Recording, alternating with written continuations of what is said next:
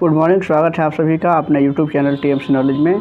आज हम लोग आगे के प्रश्नों को देखेंगे। कल जो प्रश्न हुआ था 179 क्वेश्चन नंबर तक हुआ था और आज हम लोग का जो ये प्रश्न संख्या होगा 180 से शुरू होकर के और आगे बढ़ेगा। देखिए इसमें कुछ प्रश्नों का संग्रह फिर से है, उसी कड़ी को आगे बढ़ाते हुए इसमें पहला प्रश्न है कि भार का मात्रक कौन है। तो भार का मात्रक जो होता है वो न्यूटन होता है।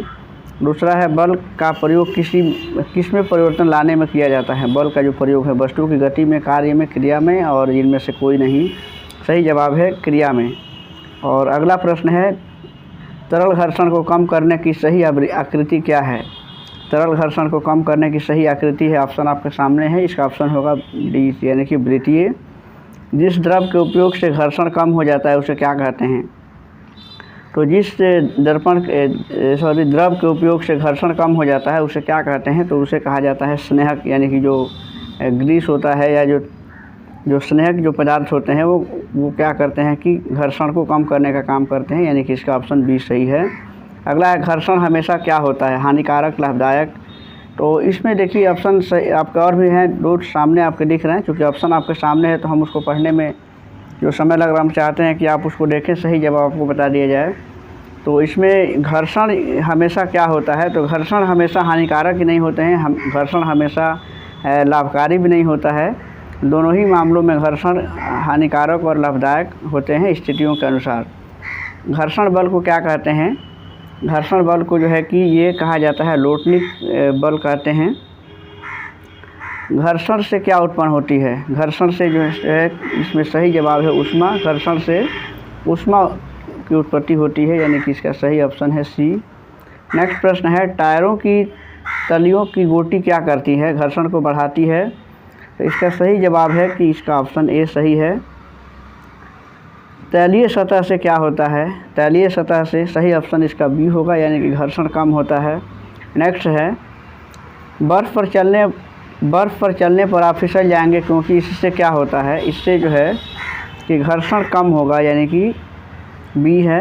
कैरम बोर्ड पर पाउडर छिड़कने से घर्षण पर क्या प्रभाव पड़ता है, यानी कि जाहिर सी बात है कि कैरम बोर्ड पर घर्षण जो पाउडर छिड़का जाता है वो घर्षण को कम करने के लिए ही तो किया जाता है, यानी कि इसका ऑप्शन बी सही है। नेक्स्ट प्रश्न को देखते हैं। अगला प्रश्न है कि कौन से वाहनों के टायर खांचेदार होते हैं, कारों के, ट्रकों के, बुलडोजरों के या फिर उपरोक्त सभी। तो इसका सही जवाब है कि इसमें जो बुलडोजर के जो टायर होते हैं वो ज़्यादा खांचेदार होते हैं, यानी कि इसका ऑप्शन सी सही है। ऐसा देखिए इसमें ये प्रश्न कुछ इस तरह से है कि कौन से वाहनों के टायर खांचेदार होते हैं। तो उसमें तो चूँकि ये उसमें ये ऑप्शन ये भी ठीक लग रहा है। कहने का मतलब है कि जो भी वाहनों के टायर होते हैं वो खांचेदार ही बनाए जाते हैं ताकि उसमें घर्षण बल रहे। चूँकि सड़क और वाहनों के चक्के जो होते हैं, टायर होते हैं, उनके बीच में अगर घर्षण रहेगा तभी तो गाड़ियाँ चल पाएंगी। तो इस प्रश्न के इसके अनुसार इसमें दिया हुआ है बुलडोजर, लेकिन इसका एक ऑप्शन ये भी सही लग रहा है। नेक्स्ट है किस बल के कारण फर्श पर लुढ़कती हुई गेंद कुछ समय बाद आप रुक जाती है। इसका सही जवाब है घर्षण के कारण। और अगला है कि घर्षण के कारण कौन सी वस्तुएं खींच जाती हैं। तो इसका सही जवाब है कि उपरोक्त सभी, यानी कि पेच है या फिर बॉल है, जूतों के सोल हैं, ये सभी जो है कि घर्षण के कारण ही खींचती हैं या उसमें घिसाव होता है वो खींच जाती हैं, रुखड़ी हो जाती हैं। तरल में कौन गति कर सकता है, मछलियाँ, और पक्षी दोनों या कोई नहीं। तो इसका सही जवाब है कि इसमें मछलियाँ और पक्षी। घर्षण बल किस पर निर्भर करता है। तो घर्षण बल जो है कि निर्भर करता है, ऑप्शन देख लीजिए, और ये वस्तु की आकृति और तरल की प्रकृति पर ये निर्भर करता है। जब एक वस्तु किसी दूसरी वस्तु के पृष्ठ पर लुढ़कती है तो उसके गति के प्रतिरोध को क्या कहते हैं। तो इससे जो है कि लोटनिक घर्षण कहते हैं, यानी कि जब एक वस्तु किसी दूसरी वस्तु के पृष्ठ पर लुढ़कती है इसे लोटनिक घर्षण के नाम से जाना जाता है, लोटनिक। अगला है जब एक दूसरे के संपर्क में आए हुए पृष्ठ सापेक्ष गति करें या गति करने की प्रवृत्ति रखें तो घर्षण बल को क्या कहेंगे। तो इसका सही जवाब है कि इस पर निर्भर नहीं करता है कि वस्तुएं ठोस हैं या द्रव या गैसीय हैं। ये जो है कि जब एक दूसरे के संपर्क में आए हुए पृष्ठ सापेक्ष गति करते हैं या गति करने की प्रवृत्ति रखें तो घर्षण बल जो होते हैं वो इस बात पर निर्भर नहीं करता है कि वस्तुएं ठोस हैं, द्रव हैं या गैसीय अवस्था में हैं। तो इसका जो जवाब है वो डी है। यदि हम दरवाजे के कब्जे पर तेल लगा दें तो घर्षण बल पर क्या प्रभाव पड़ेगा, यानी कि दरवाजे के जो कब्जे लगे होते हैं तो उस पर अगर हम तेल लगा दें तो जाहिर सी बात है कि घर्षण कम हो जाएगा, यानी कि इसका ऑप्शन बी है। ध्वनि संचरित हो सकती है, ध्वनि का संचरण किस में हो सकता है, देखिए ऑप्शन आपके सामने हैं। सही जवाब इसका है कि ठोस, द्रव और गैसों में, तीनों में ध्वनि का संचरण होता है। अब उसमें अलग अलग उसकी स्थितियां हैं। अप्रिय ध्वनि को क्या कहा जाता है? अप्रिय ध्वनि जो होती हैं, जो सुनने में कानों को प्रिय नहीं लगती हैं या जिससे हमें परेशानी होती है, तो अप्रिय ध्वनि को हम क्या कहते हैं? तो इसे अप्रिय ध्वनि को शोर कहा जाता है, यानी कि जो शोरगुल होता है वो अप्रिय ध्वनि होती है, यानी कि जो कर्कश आवाज़ें जो होती हैं। आवर्तकाल का मात्रक क्या होता है? आवर्तकाल पूछा हुआ है। आवर्तकाल का मात्रक जो है वो सेकंड होता है। देखिए नेक्स्ट प्रश्न है, इनमें किसके आवाज़ की आवृत्ति सबसे अधिक होती है? ऑप्शन देख लीजिए। तो इसका सही जवाब है कि इसमें जो छोटे बच्चों की जो आवाज़ें होती हैं उसकी इंटेंसिटी जो होती है, जो आवृत्ति होती है या फ्रीक्वेंसी, वो सबसे ज़्यादा होती है। प्राश्रव्य ध्वनि की आवृत्ति कितनी होती है? प्राश्रव्य ध्वनि, यानी कि इसका जो सही जवाब है वो 20,000 हर्ट्ज से ज़्यादा होती है, यानी कि ध्वनि का जो आवृत्ति होता है, यानी कि वो हर्ट्ज में होता है, HZ जो दिया हुआ है, तो 20,000 हर्ट्ज से अधिक होती हैं। हमें कोई ध्वनि सुनाई देती है, इसका कारण है, क्या कारण है कि ध्वनि कोई सुनाई देती हैं? तो इसका कारण ये है कि ध्वनि में कंपन होता है, यानी कि इसलिए हम किसी ध्वनि को सुन सकते हैं। मानव के कानों के लिए श्रव्यता परास क्या होता है? यानी कि मानव का जो कान होता है किस रेंज की आवाज़ को सुन सकता है, कितने परास की ध्वनि को सुन सकता है? तो इसका जो सही जवाब है वो है मानव के कानों की जो एक जो रेंज बनाया गया है, तो वो 20 हर्ट्ज से लेकर के 20,000 हर्ट्ज की आवाज़ को वो सुन सकता है, ध्वनि को। और श्रव्य ध्वनि की आवृत्ति कितनी होती है? और श्रव्य ध्वनि यानी कि 20 हर्ट्ज से कम होती है, यानी कि ऐसे ध्वनि की आवृत्ति जो होती है उस ध्वनि को हम नहीं सुन सकते हैं, यानी कि मनुष्य नहीं सुन सकता है। और अगला है कि कंपन आयाम का एसआई मात्रक क्या होता है? जो कंपन होता है, ध्वनि में जो कंपन होता है, तो उसके आयाम का जो मात्रक है वो मीटर है। और अगला प्रश्न है आवृत्ति का मात्रक। आवृत्ति का मात्रक ये ऑप्शन इसमें सी हो जाएगा। ये प्रश्न संख्या 208 है। आप इसमें देख सकते हैं कि 201 से या फिर 180 से शुरू हुआ था, 208, 209 है ये। जैसे कुछ PDF बनाते समय ये साइट से कुछ पेज कट गए हैं। और 9 नंबर 209वां सवाल है कि ध्वनि की प्रबलता किस कारक पर निर्भर करती है? ध्वनि की जो प्रबलता होती है वो आयाम पर निर्भर करती है, यानी कि इसका ऑप्शन है ए। ध्वनि तरंगों की प्रकृति कैसी होती है? ध्वनि तरंगों की जो प्रकृति होती है वो कैसा होता है, इसको बताना है। सही जवाब है इसका अनुदैर्ध्य होती है, यानी कि ध्वनि तरंगें जो होती हैं वो अनुदैर्ध्य होती हैं, उसकी जो प्रकृति होती है। मनुष्य पर प्राश्रव्य तरंगों का क्या प्रभाव पड़ता है? मनुष्य जो है, इसका ऑप्शन है कि ऑप्शन इसका बी हो जाएगा, यानी कि वो नहीं सुनी जा सकती है। जो प्राश्रव्य तरंगें होती हैं वो मनुष्य उसको नहीं सुन सकता है। नेक्स्ट प्रश्न है, शिकार परभक्षियों या बाधाओं का पता लगाने के लिए चमगादड़ अथवा डॉल्फिन किस परिघटना का उपयोग करते हैं? तो इसके लिए है 212 जो प्रश्न है, यानी कि वो प्रतिध्वनि का निर्धारण करते हैं। और चूँकि पता है कि जो चमगादड़ जब उड़ते हैं तो वो एक प्रकार की प्रतिध्वनि निकालते हैं और वो किसी स्रोत से टकराती हैं और उससे वो अपने रास्ते या किसी रास्ते में आने वाले बाधाओं को या खतरों को वो भांप लेते हैं, और इस तरीके से वो अंधेरे में भी आसानी से वो चलते हैं। चंद्रमा पर धरातल से दूर क्यों विस्फोट सुनाई नहीं पड़ता है? क्योंकि चंद्रमा पर क्या है कि वायुमंडल ही नहीं है, वायुमंडल की अनुपस्थिति के कारण ऐसा होता है कि धरातल से दूर कोई विस्फोट होता है तो सुनाई भी नहीं देता है। और इसके बाद से अगला प्रश्न है 214 से शुरू होगा। देखिए, जब चालक विलयन में विद्युत धारा प्रवाहित की जाती है तो विलयन के रंग में परिवर्तन होता है, यह क्या संकेत करता है? ऑप्शन आपके सामने हैं, देख लीजिए। तो इसका जो सही जवाब है ये है कि विद्युत धारा के रासायनिक प्रभाव का ये असर होता है कि जब चालक विलयन में विद्युत धारा प्रवाहित की जाती है तो विलयन के रंग में परिवर्तन होता है और इससे रासायनिक प्रभाव का संकेत मिलता है। विद्युत धारा के किस प्रभाव का उपयोग विद्युत बल्ब में होता है?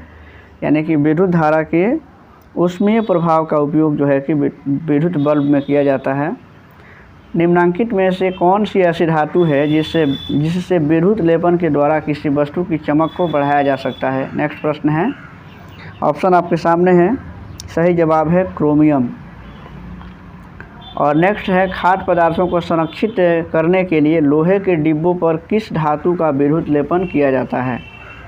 तो इसमें जो सही जवाब इसका होगा वो होगा टीन।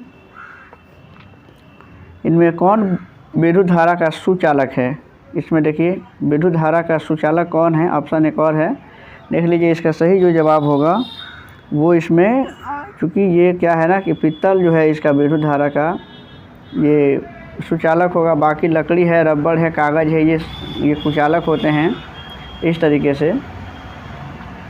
नेक्स्ट प्रश्न है, साइकिल के हैंडल तथा पहियों के रिम को चमकदार बनाने के लिए किस धातु का विद्युत लेपन किया जाता है।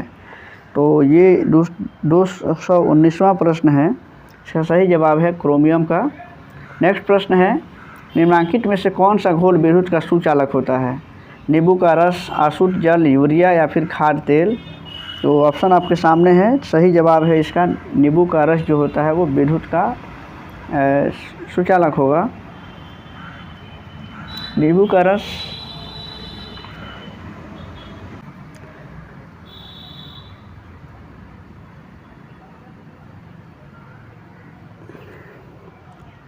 देखिए इस प्रश्न को फिर से देखते हैं, निम्नांकित में से कौन सा घोल विद्युत का सुचालक है। तो इसका सही जवाब है नींबू का रस, इसमें दिया हुआ है। आसुत जल जो होता है वो विद्युत का कुचालक होता है, सुचालक नहीं होता है। अगला है, विद्युत धारा क्या उत्पन्न करता है। प्रश्न ऑप्शन आपके सामने है, विद्युत धारा क्या उत्पन्न करता है। देख लीजिए, केवल ऊष्मीय प्रभाव, केवल रासायनिक प्रभाव, केवल चुंबकीय प्रभाव या ऊष्मीय, चुंबकीय एवं रासायनिक प्रभाव, तीनों। तो इसका सही जो जवाब है वो है ये, इसका ऑप्शन डी सही है। यानी कि विद्युत धारा जो है ऊष्मीय प्रभाव भी उत्पन्न करता है, चुंबकीय प्रभाव भी उत्पन्न करता है और रासायनिक प्रभाव भी डालता है।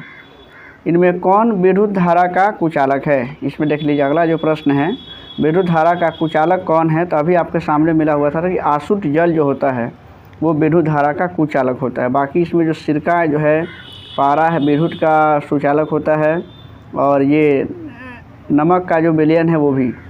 अगला प्रश्न है, क्लिनिकल जो थर्मामीटर के तापमान रीडिंग की रेंज क्या होती है। ये प्रश्न कल भी आया हुआ था। तो इसका सही जो जवाब होगा वो है, इसका ऑप्शन ए सही है। नेक्स्ट है कि बिजली मिस्त्री हाथ में रबड़ के दस्ताने पहनकर क्यों काम करता है। तो ये इसका सही जवाब है कि हाथ में बिजली का झटका नहीं लगता है, इसका सही जवाब होगा। और इस तरीके से इसका ऑप्शन सी सही है। अगला प्रश्न देखिए, लोहे के पुल को जंग से बचाने के लिए किस धातु का विद्युत लेपन किया जाता है। ऑप्शन आपके सामने है, इसका सही जवाब होगा, इसका ऑप्शन बी सही है, यानी कि जिंक। और नेक्स्ट प्रश्न होगा कि निम्नांकित में से कौन विद्युत का कुचालक है। तांबा, लोहा, एल्युमिनियम या एबोनाइट। तो इसका सही जवाब है कि जो डी होता है ये विद्युत का कुचालक है। बाकी आप देख लीजिए, धातु हैं तो धातुएं विद्युत का सुचालक होती हैं, लेकिन इसका ऑप्शन बी इसमें सही है। वह पदार्थ अपने से होकर विद्युत धारा को प्रवाहित होने देते हैं, वे विद्युत के क्या कहलाते हैं। यानी कि जिन पदार्थ से होकर के विद्युत धारा प्रवाहित होती है वो विद्युत के सुचालक होते हैं, यानी कि इसका ऑप्शन बी सही है। और अगला प्रश्न है कि जो पदार्थ अपने से होकर विद्युत धारा में आसानी से प्रवाहित नहीं होने देते हैं वो क्या कहलाते हैं। तो इसका अपोजिट उसका जवाब होगा, यानी कि ये जो होते हैं वो विद्युत के हीन चालक होते हैं। और आवेश कितने प्रकार के होते हैं। आवेश के प्रकार हैं, तो आवेश जो है कि ये आवेश कितने प्रकार के होते हैं। इसका सही जवाब होगा कि आवेश 2 प्रकार के होते हैं, यानी कि नेगेटिव और पॉजिटिव, धन आवेश, ऋण आवेश। कांच को रेशम से रगड़ने पर रेशम पर कौन सा आवेश उत्पन्न होता है। जब कांच के छड़ को या कांच को रेशम से रगड़ा जाता है तो रेशम पर कौन सा आवेश उत्पन्न होता है। इसका सही जवाब है कि इस पर धन आवेश होता है। नेक्स्ट प्रश्न देख लीजिएगा, भूकंपी तरंगों को किस यंत्र द्वारा अभिलेखित किया जाता है, यानी कि उसको मापा जाता है। इसका सही जवाब है भूकंप लेखी जो यंत्र होता है उसके द्वारा उसको अभिलेखित किया जाता है। और अगला प्रश्न है कि विपरीत आवेशों के बीच में क्या होता है। तो जो विपरीत आवेश होते हैं एक दूसरे को आकर्षित करते हैं, यानी कि इसका ऑप्शन इसमें ए सही है। और जो सेम चार्ज होता है यानी कि सजातीय जो आवेश होते हैं उनमें अपकर्षण यानी कि एक दूसरे को वो अलग हटाते हैं, यानी कि प्रतिकर्षण क्रिया होती है, जबकि जो विपरीत आवेश होता है उसमें आकर्षण होता है। अगला प्रश्न है,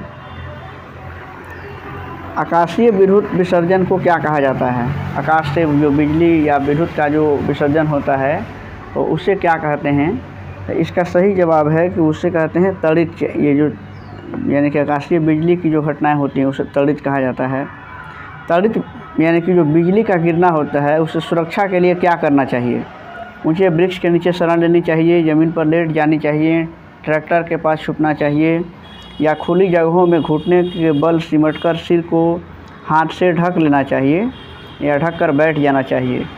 तो इसका जो सही जवाब है वो है डी, ऑप्शन डी, यानी कि खुली जगह पे अगर हैं तो घुटनों के बल सिमट करके सिर को हाथों से ढक करके और बैठ जाना चाहिए।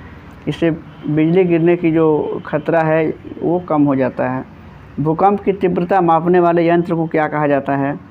ऑप्शन इसका सही जवाब है ये रिक्टर पैमाना कहा जाता है उसे।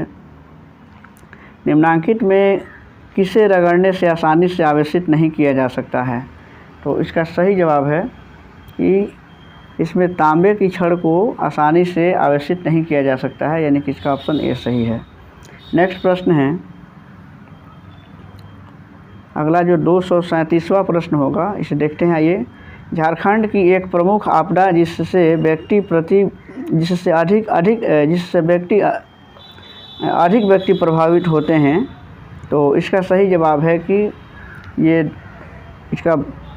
तड़ित जो है, तड़ित की घटना यानी कि जो बिजली गिरने की घटना होती है, तो झारखंड की ये प्रमुख घटना है जिससे अभी तक ज़्यादा व्यक्तियों को प्रभावित होते देखा गया है। समान आवेशों के बीच में क्या होता है? समान आवेशों के बीच में प्रतिकर्षण होता है। अभी ये प्रश्न फिर से आया हुआ था। और नेक्स्ट है कि विद्यालयों या भवनों के ऊपर त्रिशूल आकार की धातु की पट्टी लगाई जाती है, क्यों? यानी कि इसका सही जवाब है कि वो जो लगाई जाती है वो विद्युत विसर्जन से बचने के लिए ऐसा होता है कि विद्यालय या भवनों के ऊपर त्रिशूल आकार की एक पट्टी लगाई जाती है, धातु की पट्टी। अगला है कि निम्नलिखित में से किस थर्मामीटर में किंक होती है? तो इसमें देख लीजिए, इसका सही जवाब है क्लिनिकल थर्मामीटर में। नेक्स्ट प्रश्न है कि जब कांच की छड़ को रेशम के कपड़े से रगड़ते हैं तो छड़ पर क्या प्रभाव पड़ता है? कांच की छड़ को रेशम के कपड़े से जब रगड़ा जाता है तो क्या होगा? दोनों के बीच में चार्ज उत्पन्न होते हैं, यानी कि इसका छड़ पर क्या प्रभाव पड़ता है? तो छड़ धन आवेशित हो जाएंगी और कपड़ा जो है कि ऋण आवेशित हो जाएगा, जबकि रेशम जो होगा वो कांच पर मतलब दोनों आवेशित होंगे। इसका ऑप्शन बी सही है। निम्न में कौन प्रदीप्त वस्तुएं हैं? प्रदीप्त यानी कि जिससे प्रकाश निकलता है, यानी कि इसका सही जवाब है सूर्य जो हैं वो प्रदीप्त वस्तुएं हैं।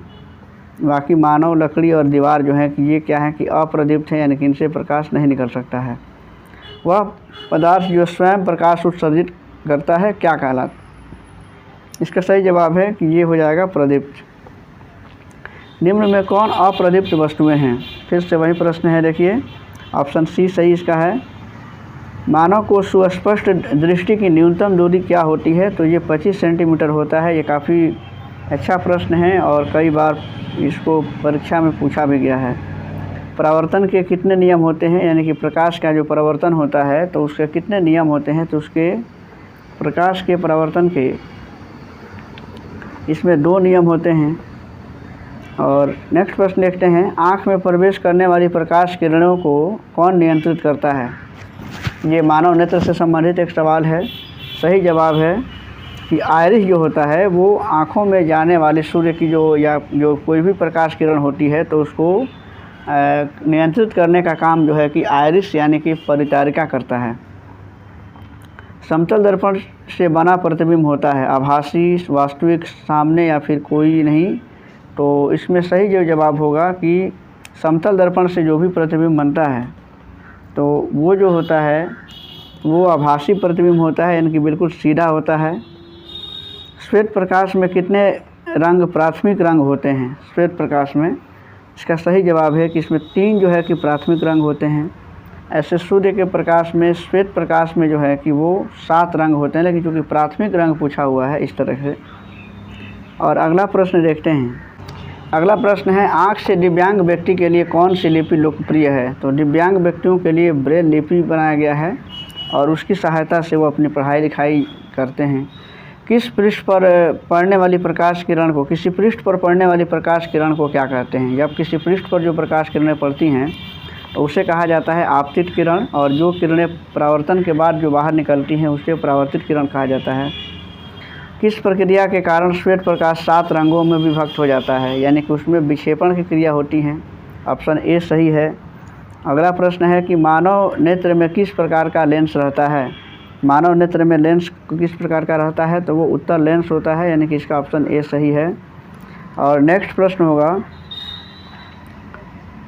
प्रश्न है कि आइरिस में स्थित छोटे छिद्र को क्या कहते हैं?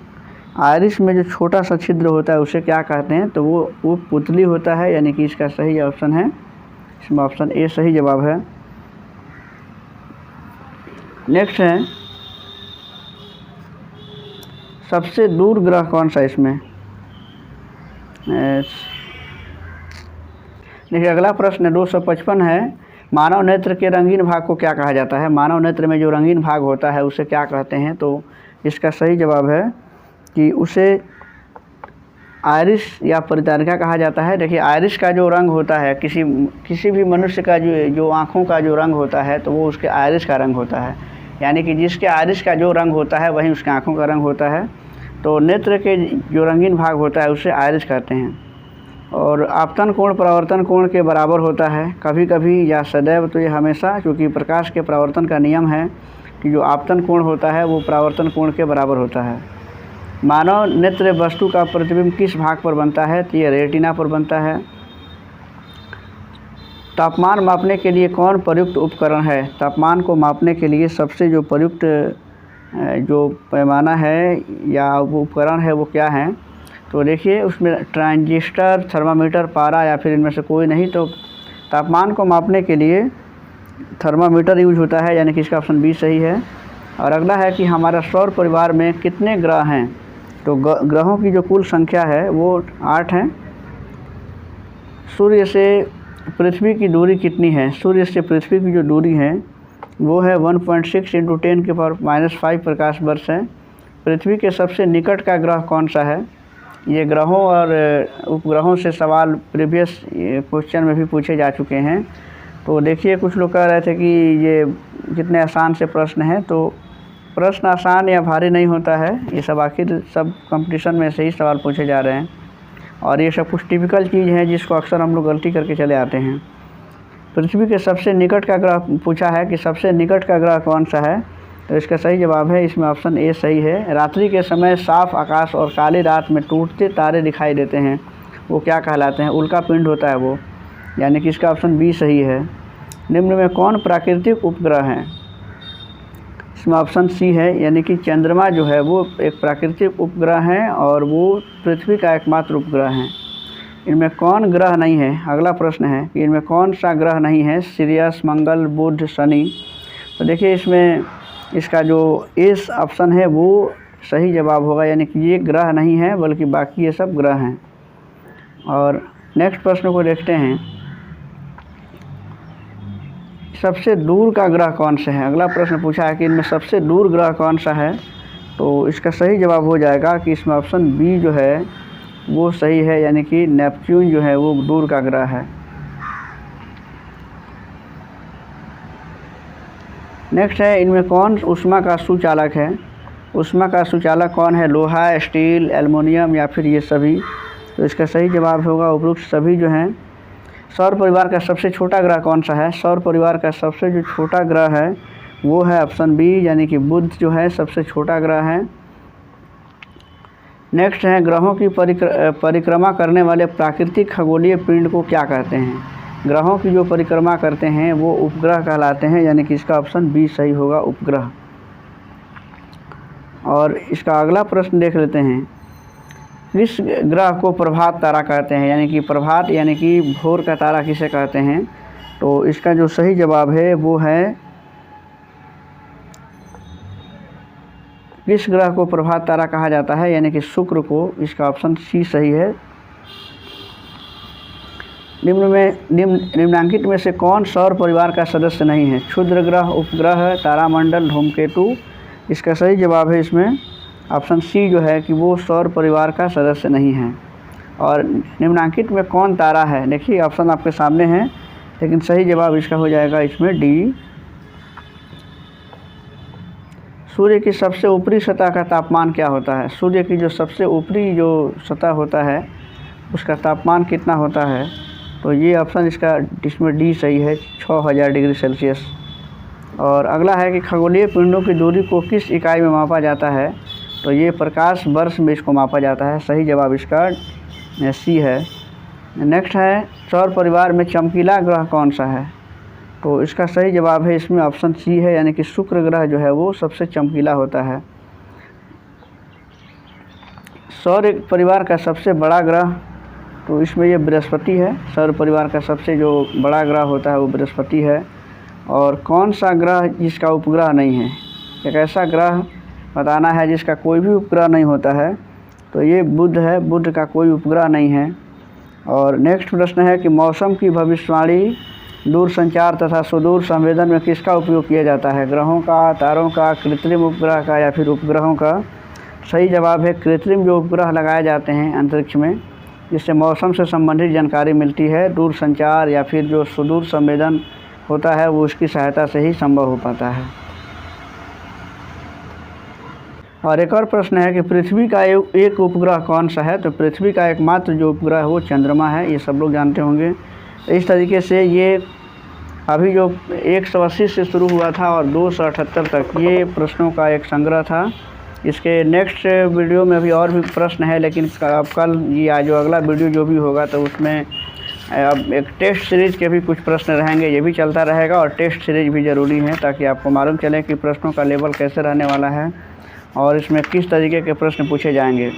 इसमें देखिए एक सेट में 120 प्रश्न हैं, जिसमें 40 जो है वो आपके रीजनिंग से हैं और उसके बाद से जो बाकी के प्रश्न हैं वो जीके जीएस से संबंधित हैं, जिसमें करंट अफेयर भी हैं।